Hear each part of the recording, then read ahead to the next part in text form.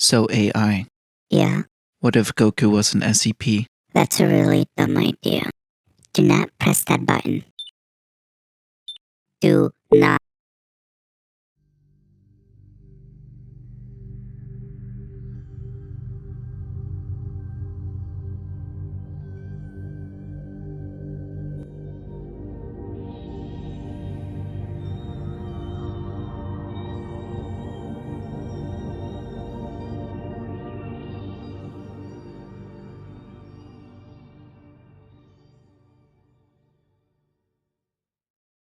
Planet Vegeta, a world doomed for destruction by an evil tyrant. Foreseeing the catastrophe that would be set to erase, a Saiyan couple bids farewell to their infant son, destined for Earth. A planet infested with anomalies, even some that can threaten reality itself. How will our hero fare? A small drone is patrolling around the far reaches of our solar system when suddenly his scanners start going ballistic over an object traveling at well over double the speed of light. The small drone quickly pushes itself to the side, nearly avoiding collision with this spherical object. The drone scrambles a transmission to its command center, SCP-2399. SCP-2399 is a massive, complex mechanical structure located in Jupiter's lower atmosphere, also known as Jupiter's Great Red Spot. This SCP is mysterious and horrifying due to having both an endless energy supply and great weapons of mass destruction. Its only focus on repairing itself at the moment, but with the Foundation nuking and EMPing it, it must be annoyed if not concerned. Spotting the Saiyan and knowing of the devastation just one of theirs can cause, it would be a fool not to take advantage of the situation. Command, unidentified spaceship entering our immediate solar system. Destination. With its current trajectory, the third planet from the solar system star. Show me. A Saiyan pod. Alert all units to avoid collision with it. The infant inside seems to have a weak battle power. Drone, attach yourself to its pod and mask yourself with it. Affirmative command. We don't know SCP-2399's true intentions. Whether they are friendly or detrimental towards Earth and humanity as a whole is a mystery, though the Foundation seems to assume the latter. Either way, it would want to preserve itself and ultimately achieve complete repair, but with the Foundation trying to destroy it, it might want to hinder them as best as it could. SCP-2399 senses Goku's battle power and knows of the Saiyan race. It even questions as to why they would bother to send even a weak Saiyan to conquer this part of the universe. Not knowing the full extent of the Foundation's power or even the various anomalies that plague the Earth, SCP-2399 still feels confident Goku should prove a nuisance, and if Goku could prove superior to any life form that resides within Earth, well, it'll just have to handle the Saiyan itself. We cut back to the lone drone, as it is able to successfully attach itself to Goku's space pod. They finally breach Earth's atmosphere. Penetrating the planet's atmosphere. Pod clear for landing. Redirect to meet following parameters. Moon clearly visible. Tactical or strategic position held by our attackers. Scanning. Parameters met. Redirecting. Impact imminent. Impact. Returning to command. Negative drone. Remain in stealth and transmit video and audio focused on the Saiyan. Affirmative command. Transmitting. Meanwhile, at around the same time, SCP-179 is able to sense Goku. SCP-179 is a humanoid female, covered in matte black material and tattoos that sprawl through her midline. She believes to be the sister of the sun, therefore she wants to protect life on Earth. She points at threats heading towards Earth. She is capable of verbal communication, but after the Foundation has tried to abuse her good nature and have her work for them exclusively, she has limited herself to only communicating through gestures.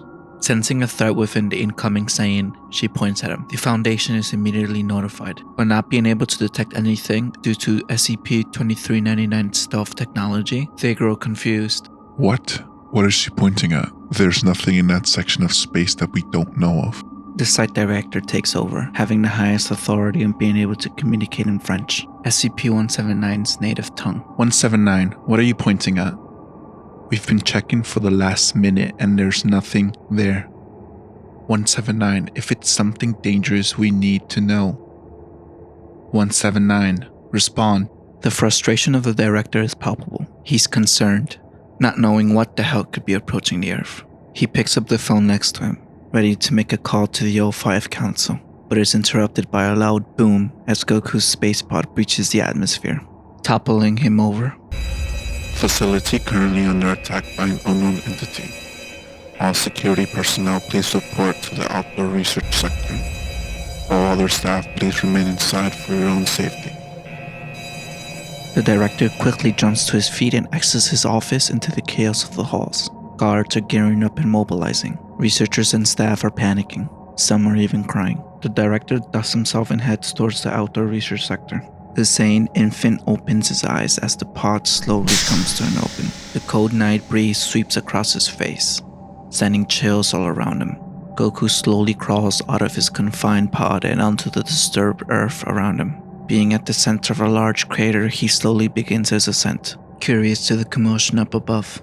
Security personnel scramble for positions and quickly start to surround the crater. They ready their firearms and await whatever this invasion could bring. They hear slow climbing and debris being shifted around as the invader creeps closer to the summit of the crater. Tension and anticipation is building as they are prepared for anything that can threaten the human race. Surely an invader from space could mean no good. Finally, they get their answer as the Saiyan reaches the summit. Everyone stands in disbelief as they did not expect the baby to stick its head out and crawl onto the ground. The site director finally comes into focus as he barges through the doors to see what has been transpiring. Give the orders, Director. We'll neutralize the invader. The director is hesitant to give an order to attack a small child, but he has known anomalies to be inconspicuous and by their very nature, dangerous. Although curious about the weird child, he could not gamble the lives of everyone here. He gives the order to neutralize the threat.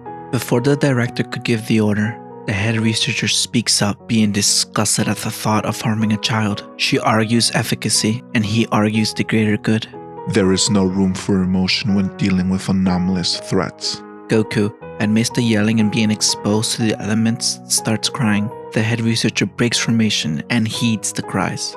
She is instantly protective of the Saiyan infant. Guards, stand by. His shivering body catches her attention as she wraps him in her lab coat. Goku stops crying the instant he is wrapped and looks up at his savior, the only one who spoke up for him. He giggles at her, amusing the head researcher, removing all doubts she had of the Saiyan boy.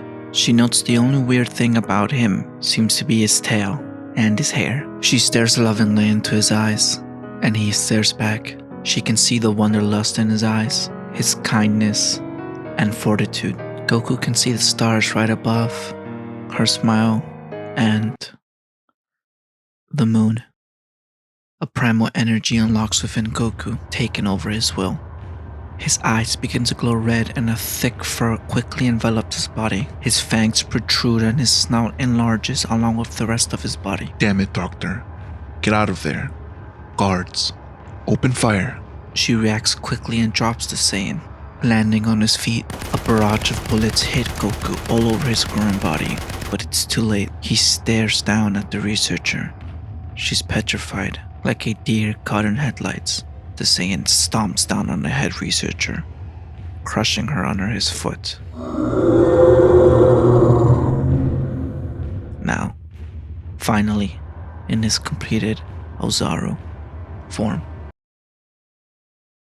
Thank you for watching. I'm so sorry you had to put up with my voice and overall lack of skills. Next part will be action-packed and should be the finale of Goku's origins.